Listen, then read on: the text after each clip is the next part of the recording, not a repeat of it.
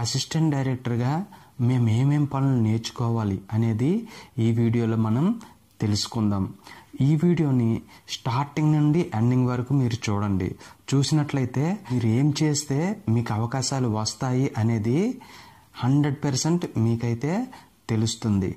Hi friends, నేను మీ వెంకట శ్రీరాజ. కళామతల్లి ముద్దు బిడ్డలందరికీ స్వాగతం, సుస్వాగతం.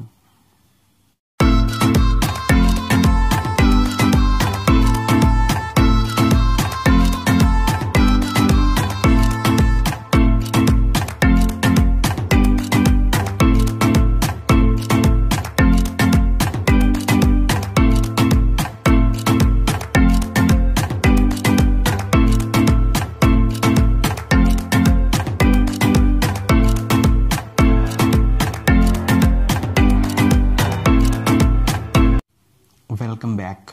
ముఖ్యంగా సినిమాకు 3 విభాగాలైతే ఉంటాయి అని చెప్పుకున్నాం కదా. 1 pre production, 2 production, 3 post production. 3 విభాగాల్లో అసిస్టెంట్ డైరెక్టర్ అనేవాడు ఒక్కొక్క దాంట్లో ఒక్కొక్క విధంగా పని చేయవలసి వస్తుంది. ప్రీ ప్రొడక్షన్లో ఒకలా పనిచేస్తే ప్రొడక్షన్లో ఇంకోలా పనిచేయాలి. అలానే పోస్ట్ ప్రొడక్షన్లో ఇంకోలా పనిచేయవలసి వస్తుంది.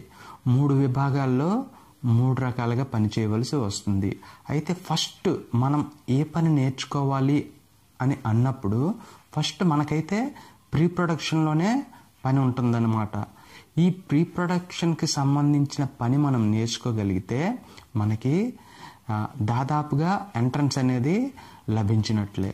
అయితే ఈ ప్రీ ప్రొడక్షన్కి ఏ పనులు అవసరమో అది ఇప్పుడు నేను చెబుతాను, మీరు వినండి. ఇప్పుడున్న పరిస్థితుల్లో సినిమాలో ప్రవేశించాలి అని అంటే మనం 3 ముఖ్యమైన విషయాలు అయితే తెలుసుకోవాలి.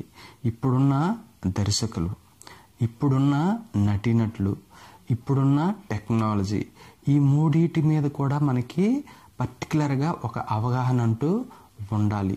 ఫస్ట్ మనం తెలుసుకోవలసింది ఇప్పుడున్న దర్శకులు అనమాట. ఇప్పుడున్న దర్శకులు ఏం చేస్తున్నారంటే ఏదైనా కథ వచ్చినప్పుడు వాళ్ళకి కథ నచ్చితే లేదా ఎవరైనా రైటర్ వాళ్ళ దగ్గరికి వచ్చి ఒక కథ చెప్పినప్పుడు ఆ కథ నచ్చింది అని అంటే వాళ్ళు టోటల్గా ఇంగ్లీష్లోనే రాసేస్తున్నారు ఆ కథ మొత్తాన్ని. ఓకేనా? లేదంటే సపోజ్ ఏ రైటర్ లేడు కానీ అతనే ఒక రైటరు డైరెక్టర్ అనుకుందాం. అప్పుడు అతను ఏం చేస్తున్నాడంటే ఇప్పుడున్న దర్శకుల్లో మొత్తం కథ మొత్తాన్ని ఇంగ్లీష్లోనే రాస్తున్నాడు అనమాట. మనకి కావాల్సింది భాషా పరిజ్ఞానం అనమాట. భాషా పరిజ్ఞానం అంటే మనకి తెలుగు స్పష్టంగా తెలిసి ఉండాలి, అలానే ఇంగ్లీష్ కూడా తెలిసి ఉండాలి. ఎప్పుడైతే డైరెక్టర్ అనేవాడు స్క్రిప్ట్ మొత్తాన్ని ఇంగ్లీష్లోకి రాస్తున్నాడో మనం అసిస్టెంట్గా దాన్ని తెలుగులోకి ట్రాన్స్లేట్ చేయాలన్నమాట. ఈ తెలుగులోకి ట్రాన్స్లేట్ చేసే నాలెడ్జ్ అనేది మనమైతే సంపాదించాలి. ఇది ఫస్ట్ పాయింట్. నెక్స్ట్ నటీనటులు. ఇప్పుడున్న నటీనటులు వాళ్ళు పూర్తిగా తెలుగు వాళ్ళు అయితే పర్వాలేదు. ఓకే, మనం తెలుగులోనే డైరెక్టర్ గారు ఏది చెప్తే దానికి అనుకూలంగా డైలాగ్స్ అనేది రాయవలసి ఉంటుంది.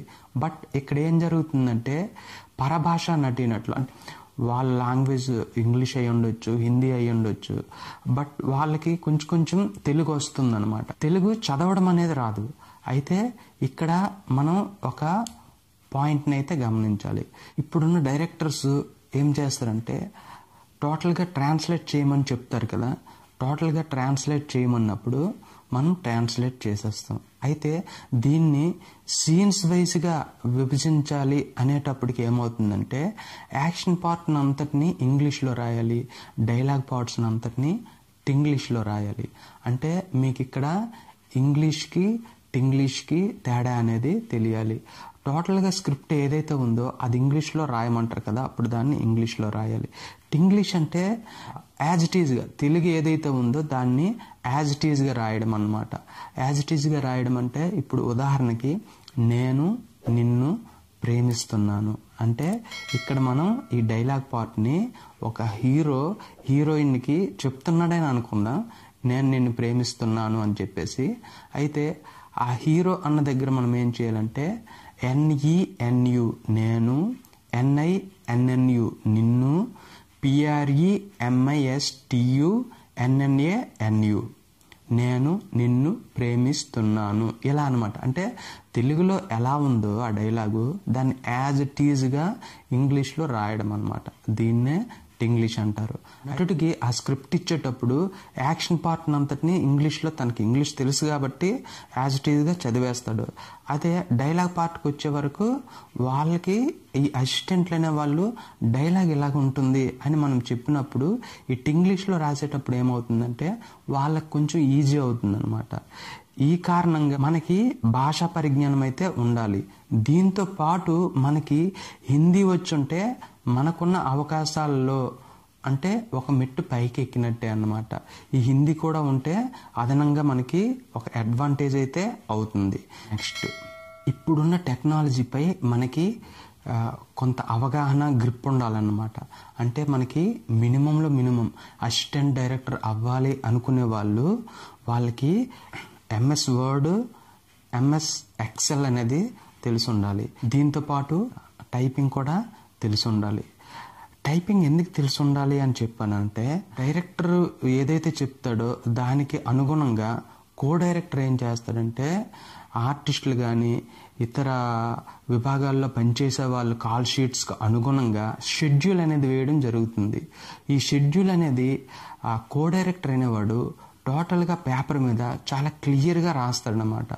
ఈ రాసింది అసిస్టెంట్ డైరెక్టర్కి ఇచ్చి టైప్ చేయమంటారు అనమాట. ఈ టైప్ చేయమనేటప్పుడు మనం తడబాటు లేకుండా టైప్ చేయాలన్నమాట. సో మీకు MS ఆఫీస్లో వర్డ్, ఎక్సెల్తో పాటు టైపింగ్ నాలెడ్జ్ అనేది కూడా ఉండాలి. అలానే మనకి స్క్రీన్ రైటింగ్ సాఫ్ట్వేర్స్ అని కొన్ని ఉన్నాయి. అది రైటర్ డ్యూయట్ మరియు సెల్ టెక్స్ అనేది మనకి ఫ్రీగానే మనకి అందుబాటులో ఉన్నాయి. ఏదైతే ఈ స్క్రీన్ రైటింగ్ సాఫ్ట్వేర్స్ ఉన్నాయో దాన్ని మనం ఎలా యూజ్ చేయాలనేది కూడా మనకి పక్కాగా తెలిసి ఉండాలి.